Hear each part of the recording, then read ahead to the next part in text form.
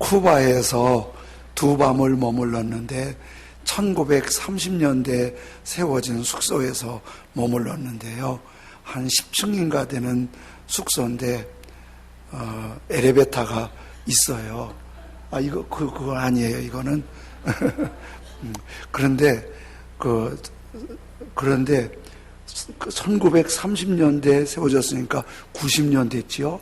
근데 90년 된 숙소인데 그때 만들어진 엘리베이터가 지금도 아주 물론 수리했겠지만은 잘 운영되고 있어요.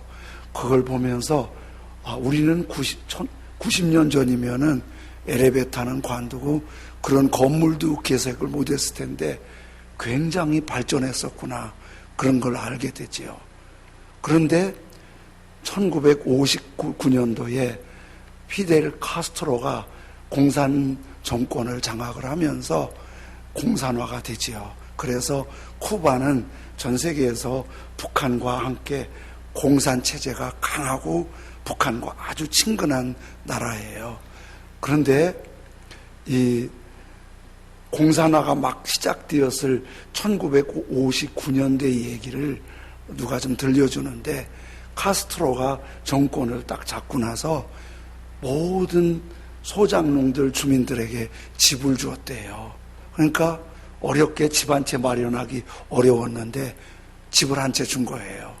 그리고 부르주아들은 다 내쫓았지요. 부자라고 생각하고 고위층들은 그런 집들을 소작농한테 딱 준 거예요.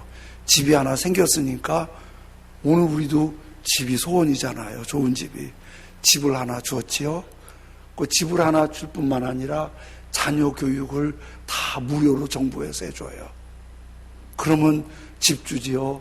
자녀 교육 되지요. 또 거기다가 의료 혜택 100% 무상 치료해줘요. 거기다가 양식도 북한처럼 배급해줘요. 그리고 적은 돈이지만 15달러, 한 달에 15,000원 정도 급여를 또 연금식으로 모든 집집마다 다 주는 거예요. 그래서 카스트로가 정권을 잡고 공산당이 장악했을 때 쿠바는 이게 맞다, 이게 진짜 사람 사는 세상이다, 다 좋아했다는 거예요. 근데 한 15년, 20년 지나면서 이게 아니라는 걸 안 거예요. 왜냐하면 15년, 20년 살아보니까 일단 집을 주기는 주었는데 재산권이 없어요. 재산이 다 공산당 소유고 살 수 있도록만 허락을 해준 거예요. 팔고 사고가 안 돼요. 주거의 자유가 마음대로 없어요. 내가 돈이 필요해서 집을 팔고 살 수가 없어요. 살 뿐이지 내 거가 아니에요. 그리고 자녀 교육, 의료 혜택 주지만은 의료 혜택도 말이 혜택이지, 좋은 약이 필요할 때는 사오라고 그러는데 살 수 있는 돈이 없어요. 그리고 경제활동을 할 수 없도록 만들어버렸어요. 제가 간 수도가 아바나인데 아바나 전체에 마트가 하나도 없어요. 가게가. 그걸 원천적으로 못하게 공산당에서 통제하는 거예요.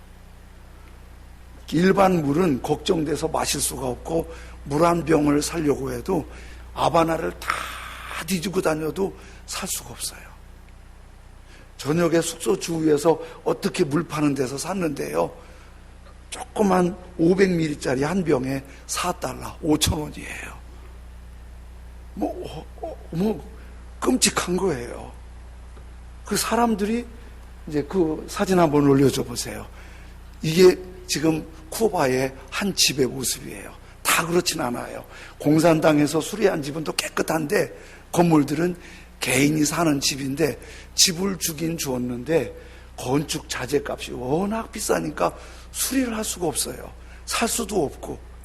그러니까 15달러 갖고는 몇 년을 모아도 수리를 못하는 거예요.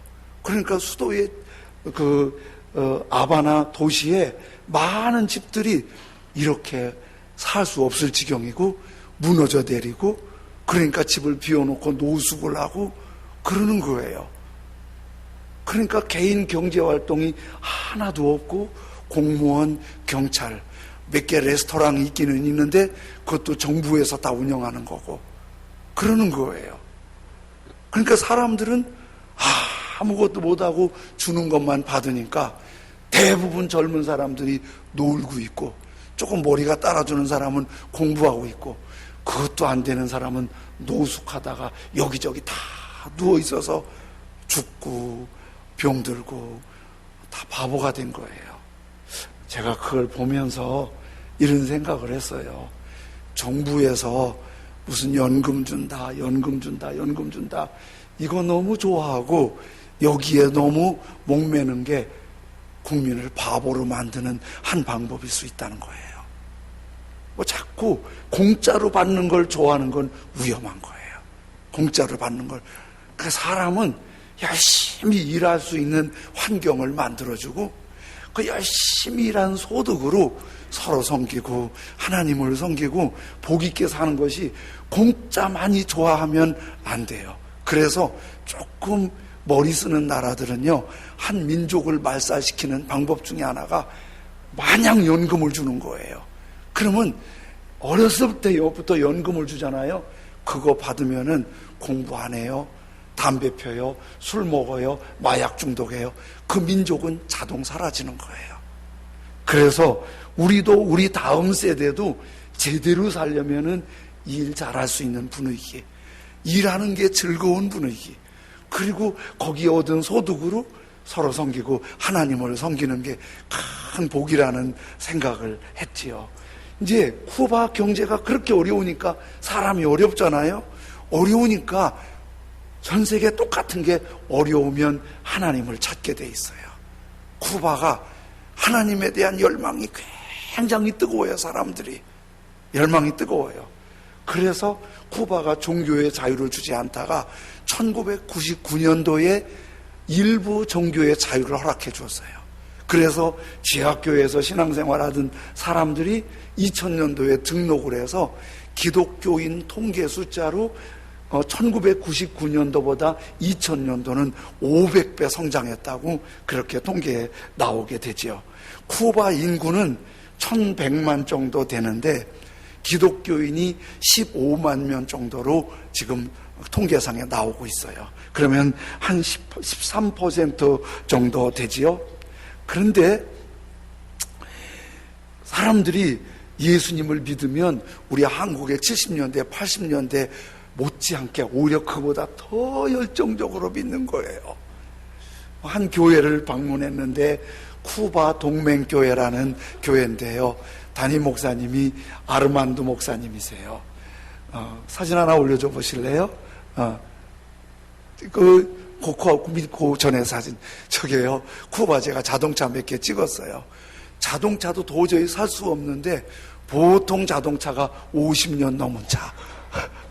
그리고 70년, 90년 저거 차가 폰이 썩은 거잖아요. 완전 썩은 차. 밑에도 화려하게 돼 있지만은 저게 한 70년, 80년 된 차예요. 겉모장은 페인트 칠해갖고 그렇게 하는 거예요. 그나마도 차도 없어요. 몇 개 없어요. 차 타기 어려울 만큼 그래요. 그 다음 올려줘 보시죠.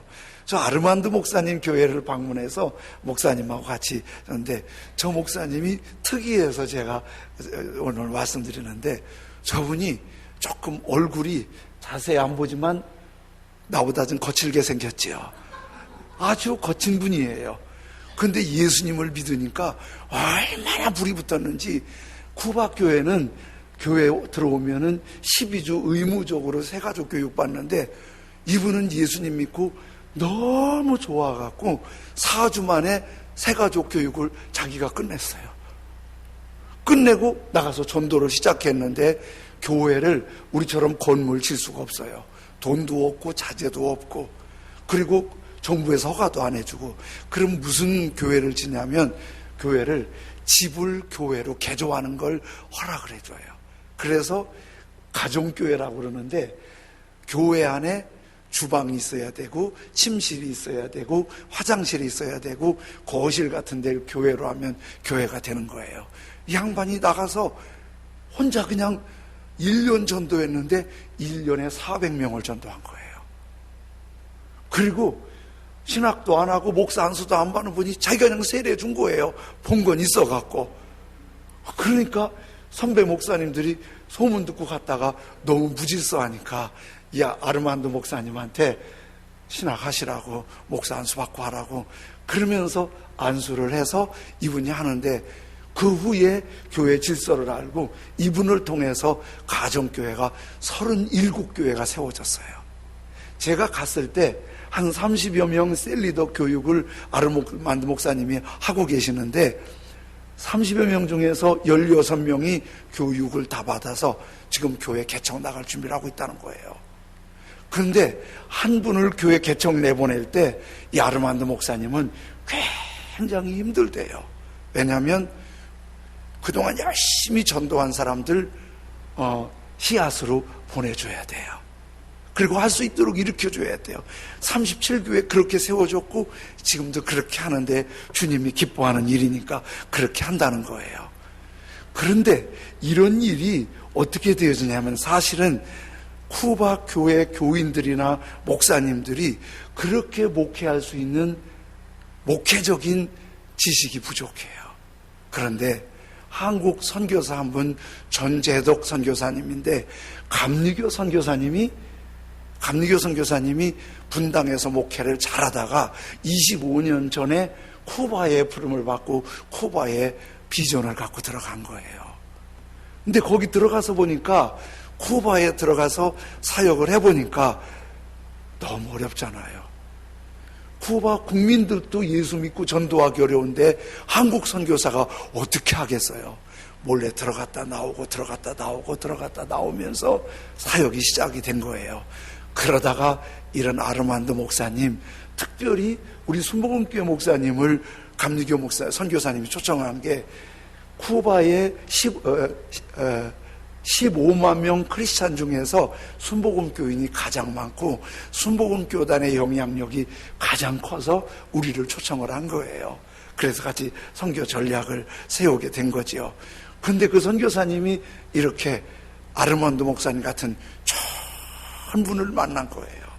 그러니까 얘기만 하면은 다 10배로 일을 잘하는 거예요.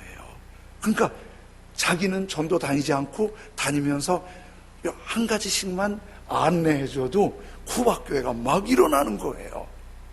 쿠바가 공산화 됐잖아요. 공산화 된 땅에서 가장 싫어하는 직업이 의사예요. 왠지 아세요? 의사는 공부를 열심히 하지만은 노동자 취급을 해서 월급이 안 나와요. 돈을 안 벌어요. 고생만 많이 하고 돈 못 버는 거예요. 그래서 의사가 택시기사만 또 못한 게 공산 땅의 의사들이에요.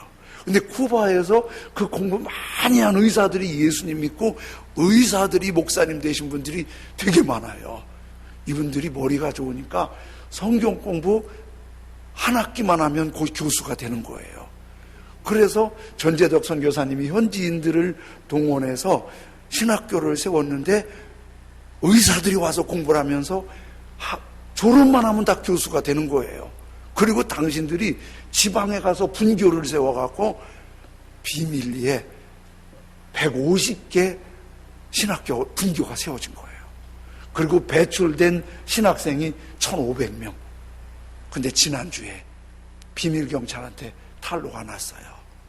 그래서 학교 문 닫게 됐어요. 근데 선교사님 속상해하지 않고, 그래도 이렇게 많은 일꾼을 배출해 놨으니까 신학교 문 닫아도 계속 역사는 일어난다는 게 감사를 하고 있지요.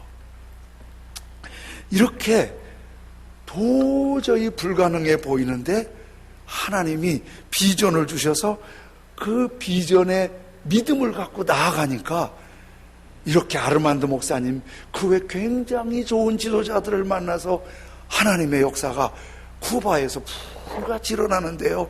쿠바 교회 가면은 똑같이 쿠바를 구원하소서, 세계를 구원하소서, 경제적으로 여러 가지 교회적으로 열악하지만은 쿠바와 세계 복음화를 위해 기도하고 도전하는 일에 굉장히 도전을 받았고요. 특별히 의사들은 선교하기가 좋잖아요. 쿠바 의사 목사님들이 선교 나가겠다고 막 준비하고 있더라고요. 이런 걸 보면서 큰 도전을 받았어요. 이 믿음이 비전이 되는 거예요. 믿음이 비전이 되는 거예요. 기독교 백과사전에 믿음을 이렇게 정의하는데요. 믿음이란 사람이 절대자를 이해하는 것을 나타내는 표현으로, 절대자가 누구예요? 하나님이잖아요. 그러니까 믿음은 뭐냐? 하나님에게 하나님을 이해하고 있다는 내 표현으로. 그러면서 그 다음에 이렇게 얘기했어요. 믿음은 새로운 지식을 발견한 것과는 대조적으로. 그러니까 믿음은 성경 지식으로 깨닫고 이 정도가 아니라 그 밑에 빨간 것이 하나님의 계시에 응답하는 거, 이걸 믿음이라고 그랬어요. 계시가 뭐예요? 눈 감으면 뭐가 보이는 게 계시가 아니라 하나님이 알려지는 게 계시예요. 저에게 알려진 하나님, 여러분에게 알려진 하나님이 다 달라요. 하나님을 많이 알아간 사람도 있고 하나님을 조금 아는 사람도 있어요. 많이 알아간 사람은 하나님에 대한 계시가 많은 거고, 하나님에 대해서 조금 알아간 사람은 하나님에 대한 계시가 조금 있는 건데, 그것이 응답, 반응할 때 하나님이 나에게 나타나셔서 나에게 일깨워 준 게 감사해서 여러분 예배드리러 오신 거잖아요. 이게 믿음이에요. 하나님을 알게 된 것에 예배드리러 오는 이 반응이, 이게 믿음인 거예요. 이게 믿음인 거예요. 그래서 이 믿음의 반응은 사람마다 아주 열렬할 수도 있고 아주 조용할 수도 있는데, 누가 누구를 비난하거나 함부로 말할 수가 없어요. 왜?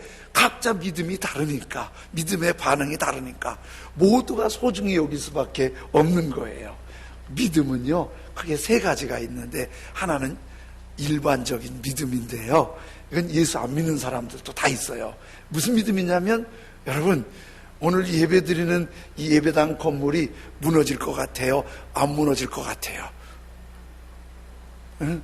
이거 물어보는 제가 좀 멍청하죠? 이거 무너질 것 같으면 누가 여기 앉아 있겠어요? 그러니까 우리 모두는 예수님에 대한 믿음과 상관하지 않고 이 건물이 무너지지 않는다는 확신이 있기 때문에 편안하게 예배드리는 거예요. 혹시 무너질 기미가 보인다면 여기 누구도 같이 있고 싶지 않아요. 불안해서. 이게 믿음이에요. 그러니까 우리는 시흥시 땅을 걸어 다닐 때는 밤낮 편안하게 막 걸어 다니는데요, 다른 나라 가서 거리 돌아다니려면 괜히 안 편해요. 괜히 안 편해요. 왜? 여기는 익숙한 믿음이 있고 거기는 아직 익숙하지 않으니까 그런 거예요. 이게 일반적인 믿음이에요. 또 한 가지 믿음은 구원받는 믿음이에요. 영접하는 자, 곧 그 이름을 믿는 자들에게는 하나님의 자녀가 되는 권세를 주셨으니, 에베소서에는 너희가 그 은혜를 인하여 믿음으로 말미암아 구원을 얻었나니, 예수님 믿으면 구원받고 하나님의 자녀가 되고 천국 가고 하나님의 은혜를 입는다는 이 믿음, 이게 믿어지면은 이게 구원받은 믿음인 거예요. 여러분, 예수님이 나를 구원하신, 십자가에서 내 죄를 용서하신 걸 한번 믿으시면 한번 아멘 하십시다. 아멘. 여러분 믿으시지요? 근데 이게 다 믿어지는 게 아니에요. 안 믿는 사람도 있어요. 못 믿는 사람도 있어요. 이 믿음이 있으면 하나님의 자녀가 되는 구원의 믿음을 믿는 거예요. 그 다음에 한 가지 더 믿음이 있는데요, 예수님 믿는 사람들 중에서도 믿음의 생활 속에서 믿음의 차이가 있어요. 어떤 사람은 큰 믿음이 있고 어떤 사람은 작은 믿음이 있어요. 어떤 사람은 집을 팔아서도 섬길 믿음이 있는가 하면 어떤 사람은 11조하기도 부담스러운 믿음이 있어요. 이건 다 각자 믿음이에요. 그래서 자기 믿음을 따라 믿음 생활하면서 은혜도 받고 복도 받고 하늘의 상급도 받고 그러는 거예요. 어떤 분들은 지금 코르도 선교하러 가신 우리 10분의 선교사님들 한 300만 원, 건 400만 원 정도 한 사람이 그렇게 헌신해서 가시는 거예요. 전도하러. 어떤 분은 아이고 그렇게까지 가야 돼, 그런 믿음도 있어요. 그런데 그분들은 그 마음이 확 와닿으니까 그 돈 아깝다고 생각하지 않고 그 영혼들에게, 거기 살면서 선교하는 분도 있는데 그 밥도 못 가나. 그러면서 오늘 아침 기도하고 축복해서 보내주는데 그분들도 아주 기쁨으로 소망을 갖고 가고, 몸도 편치 않은 분이 가신 분도 있고, 찬양대도 이렇게 헌출한 게 몇 분이 가셨어요. 찬양대에서도 그렇게 하신 거예요. 또 그렇게 가시는 분들 잘 다녀오시라고 식사를 대접하고 선교비를 주시기도 하고, 이렇게 가는 분들, 또 그거를 이해 안 되는 분들, 또 같이 섬기는 분들, 이런 분들이 어우러지는 게 이게 믿음인 거예요. 그런데요, 오늘 성경에 이렇게 했어요. 히브리서 11장 1절 같이 한번 읽어볼까요? 시작. 믿음은 바라는 것들의 실상이요 보이지 않는 것들의 증거니. 믿음이 뭐냐? 내가 바라보는 것들이 실제로 나타난다. 이 실상이에요. 내가 믿음으로 그걸 바라보면 실제로 그게 나타난다는 거예요. 믿음으로. 그래서 믿음이 있는 사람은 믿음 없는 사람이 볼 수 없는 놀라운 하나님의 은혜의 세계를 보는 거예요. 요즘 수요일에는요, 이스라엘 백성이 애굽에서 나와서 가나안 땅까지 가는 노정 하나하나 보면서 은혜 받는데요, 애굽에서 나와서 제일 먼저 어려움 당한 곳이 비하이롯이에요. 그 비하이롯이 홍해 바닷가예요. 어떻게 애굽에서 해방의 기쁨으로 오긴 왔는데 오다 보니까 바닷가에 딱 멈췄네요. 이거 어떻게 계속하지? 그러고 있는데 저 뒤에 뽀얀 먼지를 일으키면서 마병대가 또닥또닥 달려오는 거예요. 보니까 애굽의 특수부대가 이스라엘 백성들 또 잡아가려고 오는 거예요. 아이고, 이거 홍해바다에 빠져 죽을 수도 없고 옆으로 도망가도 잡히겠고, 가만히 있으면 애국 군대가 와서 두드려 패고 죽이고 잡아갈 텐데 무섭고 낙심이 되고 막 불평이 나오고, 하나님 왜 이러냐고, 모세는 왜 여기까지 데려왔냐고 막 그러는 거예요. 그러니까 막 무섭고 낙심이 되고 불평이 되고 전체 분위기가 어수선한데, 그때 지도자 모세는 불안하고 두려워하지 않고 오히려 출애굽기 14장 13절에 이렇게 말씀하세요. 두려워하지 말고. 지금 어떻게 안 두려워요? 뒤에서 무서운 군인들이 칼과 창을 갖고 쫓아오고 앞에는 홍해바다가 있고 어떻게 안 두려워요? 두려워하지 말고 가만히 서서, 정신 나갔니? 지금 어떻게 가만히 서 있니? 근데 모세는 두려워하지 말고 가만히 서서 빨간 글씨 똑같이 시작. 여호와께서 오늘 너희를 위하여 행하시는 구원을 보라. 이 모세는 믿음으로 새로운 세상을 본 거예요. 다 불안한데 걱정하지 마. 하나님이 길을 열어놓으셔. 길을 열어놓으셔. 여러분 자녀 때문에 걱정할 때 있잖아요. 걱정하지 말고 하나님을 보면 하나님이 열어놓으실 줄로 믿습니다. 회사 때문에, 일 때문에 어려울 때 있잖아요. 너무 불안해하지 말고 두려워하지 말고 하나님이 열어놓으시는 걸 보시기 바랍니다. 근데 아무리 봐도 대책이 없었거든요.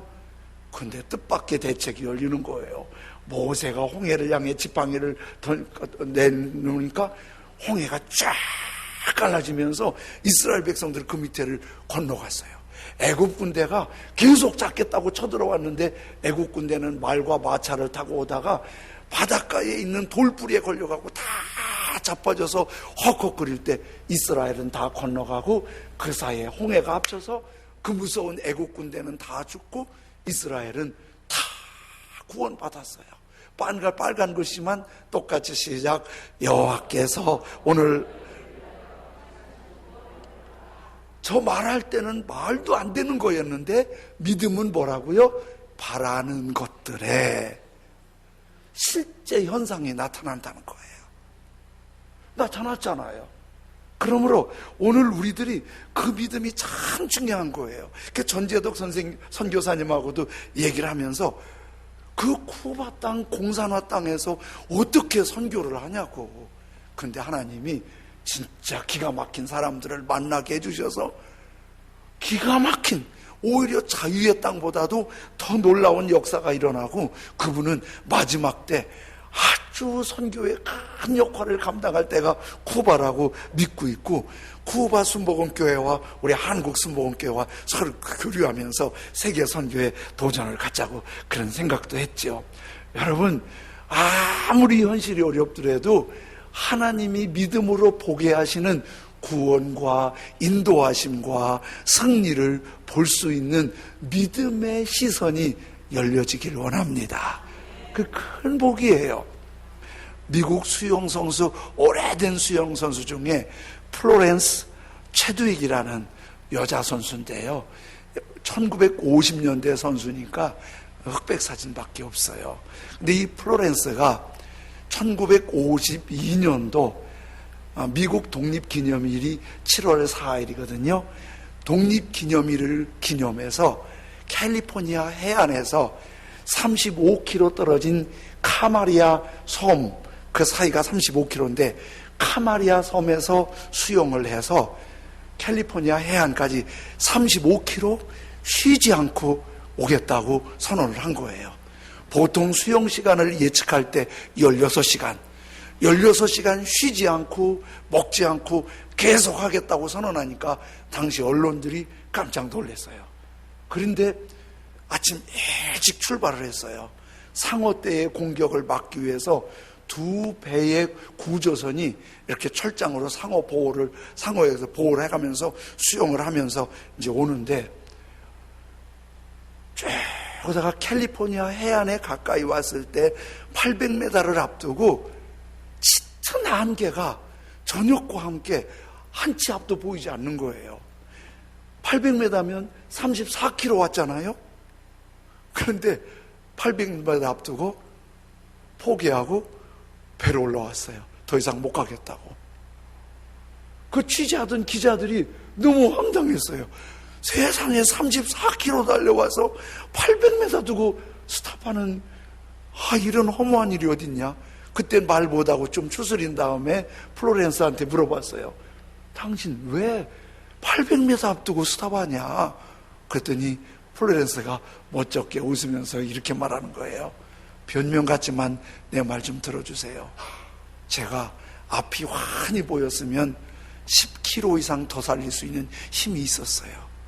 그런데 앞이 캄캄한데 너무 힘이 빠지는 거예요. 그래서 내가 얼른 내려놓고 올라왔어요.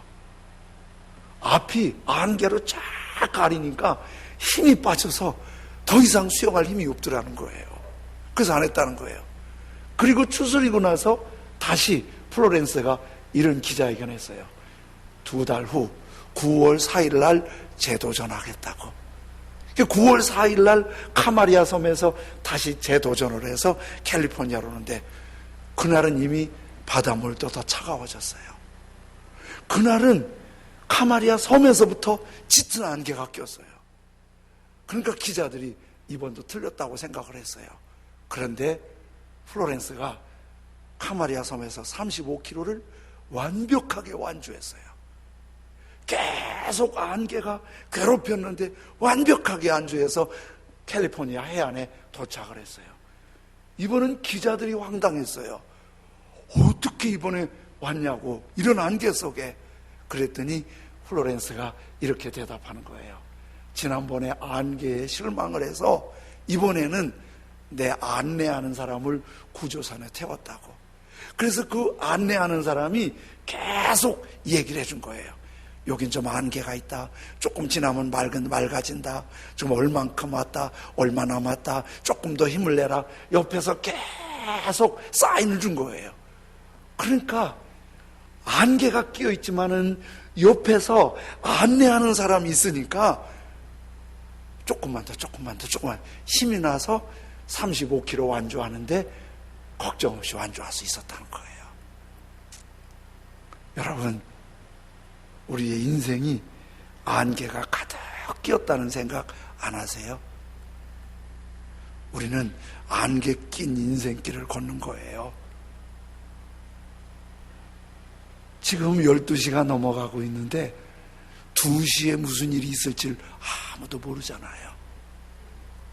2시를, 앞으로 2시간 이후를 정확하게 예측할 수 있는 사람 아무도 없잖아요. 그리고 내일 아침에 어떤 일이 일어날지 아무도 모르는 안개에 쌓여 있잖아요. 우리 성현 형제님이 몇 주 전에 무릎 수술을 했는데 또 자동차 추돌 사고에 또 이 갈비뼈가 좀 나가고 그랬죠. 저 입원했어요. 자동차 얼마나 빨리 다녀요. 우리 살아있는 게 타고 차 타고 다니면서 살아있는 게 기적 아니에요? 그렇잖아요? 사고 난 사람 이상한 게 아니라 우리 건강한 사람 이상한 거예요. 근데 그런 거 다 생각하면 불안해서 못 살아요. 불안해서. 실패하고 아프고 상처받은 그런 거 생각하면 무서워서 못 살아요. 그런데 우리에게는 진짜 좋은 안내가 있잖아요. 하나님께서 우리의 안내가 되시는 줄로 믿습니다.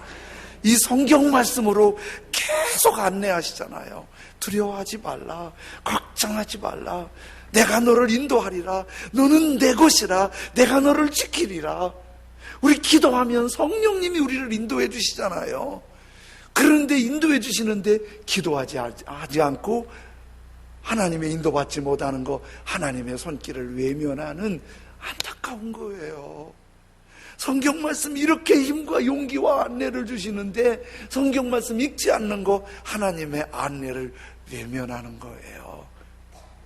하나님은 말씀으로, 하나님의 영으로, 믿음으로 보이게 하세요. 그리고 보이게 하는 그것이 홍해를 건너게 하고, 보이게 하는 그것이 새로운 길이 열리게 하고 새로운 열매를 맺게 하시는 은혜가 있는 거예요. 이번에 미국 하나님의 성의 총회 끝에 한 분 은퇴식이 있어서 그 은퇴식에 제가 참여를 했어요. 우리 지난 3월 1일 3.1절 기념성회 때 여기 연합성회 때 오셔서 말씀 전하신 김남수 목사님인데요. 여러분 혹시 기억하시나 모르겠어요. 성회 참석하신 분은 제가 알고 있었지만은 그때도 오셨을 때 같이 식사도 하면서 교제했지만은 미국 가서 보니까 대단한 분이세요. 뉴욕의 프라미스 교회 담임 목사님을 하셨다가 70세가 돼서 은퇴하셨는데 프라미스 교회의 교인이 주일날 출석이 7,000명이래요. 뉴욕에서 이 정도면 대단한 사역인 거예요. 그리고 미국인들이, 백인들이 아주 존경하는 이분 그 은퇴식에 하나님의 성회의 최고 헤드 멤버들이 다 와서 축하하고 포옹하고 박수하고 그러더라고요.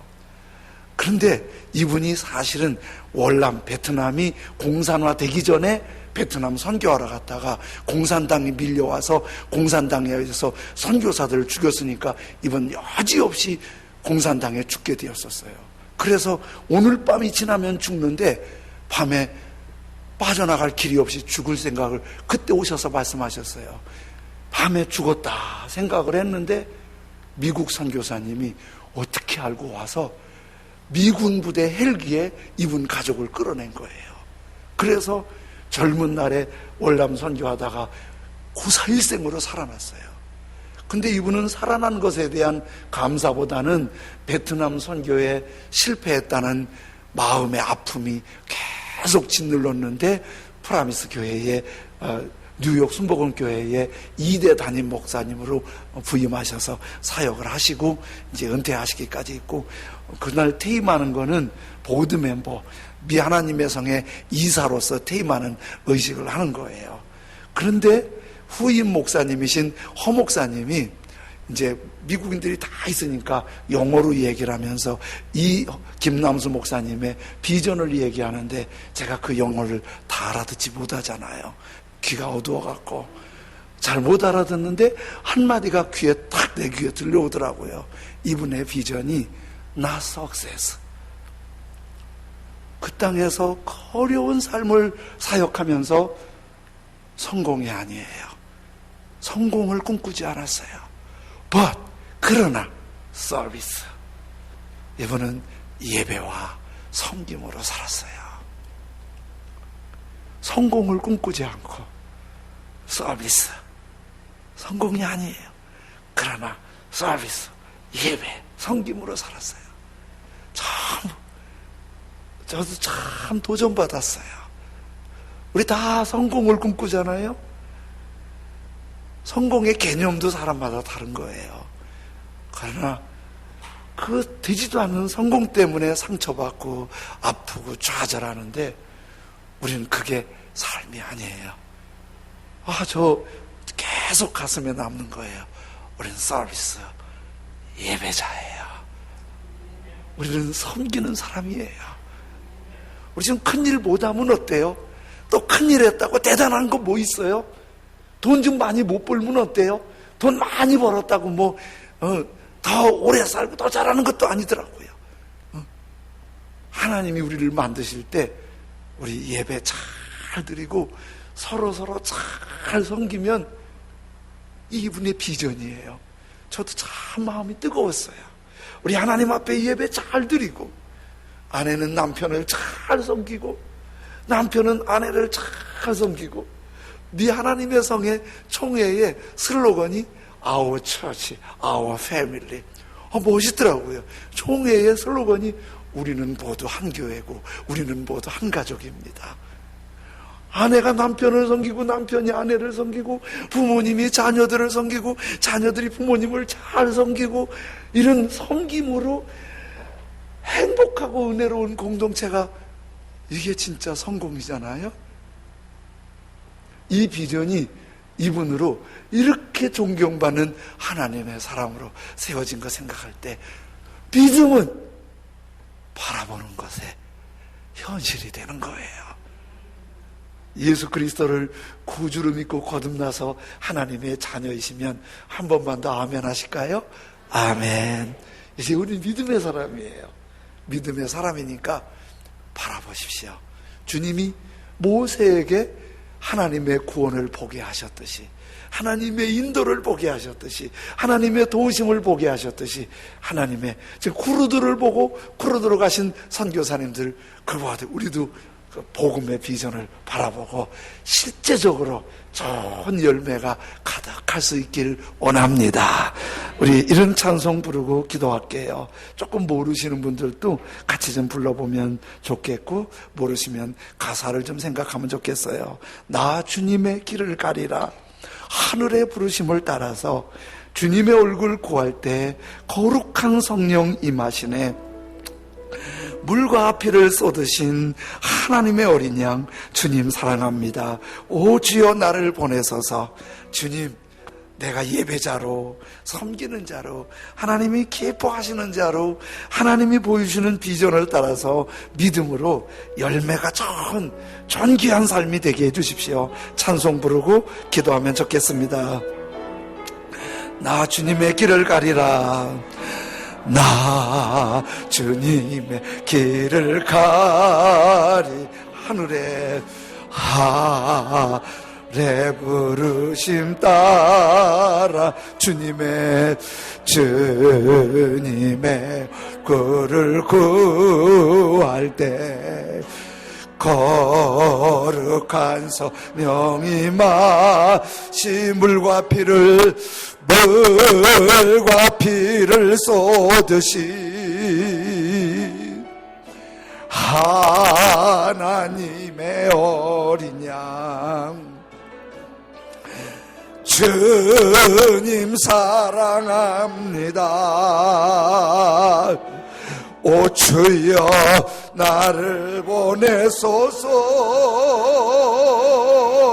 주 위에 살리라. 주 따라가리라. 내 생명 다하여 주 복음 전하리. 곧 승리하리라. 그날은 오리라. 난 결코 돌아서지 않으리. 나 주님의 길을 가리라. 나 주님의 길을 가리라. 하늘의 부름 따라서 주님의 굴을 구할 때 거룩한 성령 마시네. 물과 피를 쏟으신 주님 하나님이여. 아멘. 주님 사랑합니다.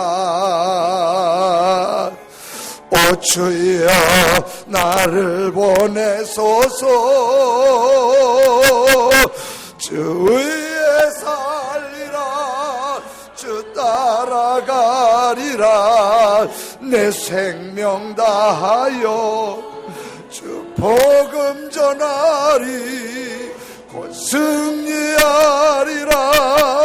그날은 오리라. 난 결코 돌아서지 않으리. 물과 피를 쏟으신, 물과 피를 쏟으신 하나님 주님 사랑합니다. 우리가 예배자입니다. 섬기는 자입니다. 믿음으로 바라보며 가겠습니다. 구원하시는 하나님, 도우시는 하나님, 승리케 하시는 하나님의 뜻을 이루는 그 하나님을 바라보며 갑니다. 주님 우리를 붙잡아 주옵소서. 우리 다 같이 한 목소리로 같이 기도합니다. 주여, 주여, 우리가 예배자입니다. 주여, 우리가 예배자입니다. 주여, 우리가 예배자입니다. 주여, 우리가 예배자입니다. 섬기는 자입니다. 주님, 주님, 믿음으로 구원하시는 하나님을 바라보게 하시옵소서. 믿음으로 십자가의 예수님을 바라보게 하여 주시옵소서. 믿음으로 열방의 비전이 뜨거워지게 하여 주옵소서. 믿음으로 거룩한 역사가 이루어지도록 주여, 주여 은혜 베풀어 주시기를 기도합니다. 전능하신 나의 하나님 아버지, 예배자입니다. 섬기는 자입니다. 주님의 거룩한 향기가 가득한 하나님의 사람으로 살아갈 수 있도록 거룩하신 나의 하나님 붙드시기를 기도합니다. 전능하신 하나님 우리를 붙잡아 주시길 원합니다. 주 위에 살리라. 주 따라가리라. 내 생명 다하여 주 복음 전하리. 곧 승하리라. 그날은 오리라. 난 결코 돌아서지 않으리. 예수님 믿고 하나님의 자녀가 된 것을 감사합니다. 이 믿음 주셔서 감사합니다. 이제 믿음이 있으니 주님의 비전을 바라보게 하여 주옵소서. 구원하시는 하나님, 도우시는 하나님, 인도하시는 하나님, 가장 복 있게 하시는 그 주님을 바라보면 믿음대로 홍해가 갈라질 줄로 믿습니다. 우리 모두는 오직 예배자로 일어서게 하여 주옵소서. 섬기는 자로 일어서게 하여 주옵소서. 성공을 위해 뛰어가다가 넘어지고 상처받지 말고 예배자, 섬기는 자로 최고의 성공의 비전이 있는 거룩함이 하나님의 자녀들에게 있게 하여 주옵소서. 감사함으로 헌금을 드릴 때 우리 주님만 기뻐하시는 헌금 되기를 원합니다. 예수님의 이름으로 기도드립니다. 아멘.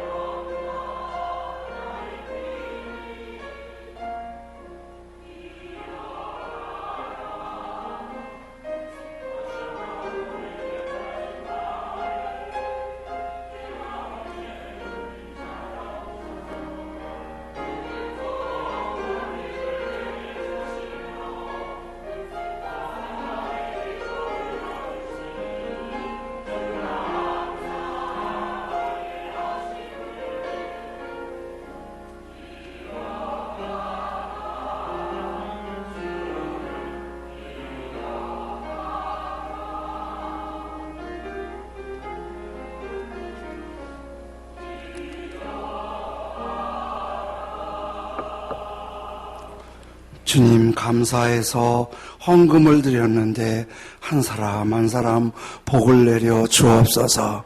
주일헌금 드렸사오니 복된 하나님의 손길을 바라보며 경험하며 감사하는 믿음의 생활로 발걸음마다 복 내려 주옵소서. 10의 1을 구별해 드렸사오니 일터가 기름지고 번성해서 주님의 손길을 늘 감사하며 사는 일터가 되도록 복 내려 주옵소서. 감사헌금, 일천번제헌금, 소원의 헌금 드렸사오니 기쁘고 감사할 일 더 많고 소원보다 더 좋게 응답해 주옵소서. 선교헌금, 비전센터 헌금, 장학헌금, 1층 리모델링 헌금, 또 점심 성김, 셀헌금, 성미 여러 가지로 드렸으니 더 큰 일에 쓰임받도록 복을 내려 주옵소서. 연금이 하나님께 영광이고 손길마다 큰 복이 되기를 원하며 예수님의 이름으로 축복하며 기도드리옵나이다. 아멘. 함께 예배드리신 분 환영합니다. 주의 사랑으로 사랑합니다.